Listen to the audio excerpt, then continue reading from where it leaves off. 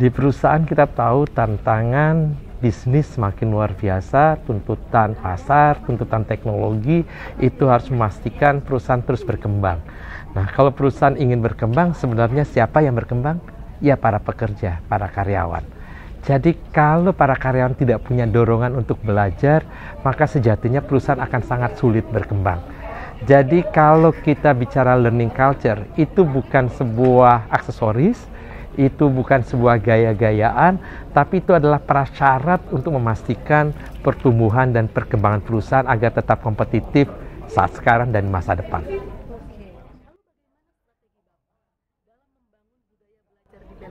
Oke, yang kita bangun adalah satu rasa kebutuhan belajar untuk semua orang, semua insan Pelindo.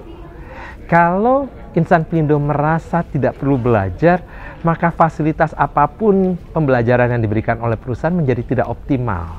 Jadi kita harus menumbuhkan rasa belajar, kebutuhan untuk belajar bagi semua insan Pelindo. Bagaimana caranya kita menumbuhkan kebutuhan belajar? Nomor satu, orang mau belajar kalau dia merasa manfaat dari belajar itu apa. Baik itu manfaat langsung dan manfaat tidak langsung. Manfaat langsung misalnya kalau dia mempunyai career opportunity yang lebih baik. Kalau dia kemudian direcognize oleh perusahaan dengan lebih baik, maka dia akan merasa, oh ya, saya perlu belajar. Manfaat tidak langsung adalah misalnya dia menjadi bagian dari kelompok sosialnya. Dia bisa dianggap expert dan itu akan memberikan rasa bangga pada dirinya. Kalau itu kita bisa tumbuhkan, besar kemungkinan para pekerja akan giat belajar.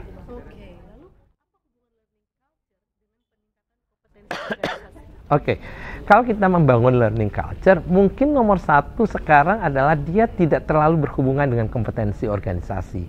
Ya, kenapa? Karena harus dibangkitkan dulu rasa belajar. Nah, kalau rasa ingin belajar itu sudah dipaksakan, harus ini, harus ini, harus ini, biasanya cenderung akan ada penolakan. Jadi kalau yang saya lakukan adalah saya bangun dulu motivasi belajarnya. Di tahap pertama, Pelindo waktu itu dengan Learning Wallet, kita tidak harus kamu harus belajar A, B, C, D. Tapi kita katakan, kamu boleh belajar apa saja.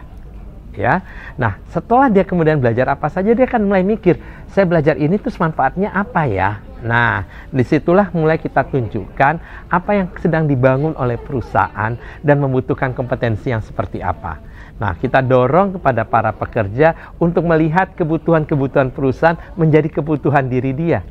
Dengan begitu, pertumbuhan perusahaan juga diimbangi oleh pertumbuhan para pekerjanya.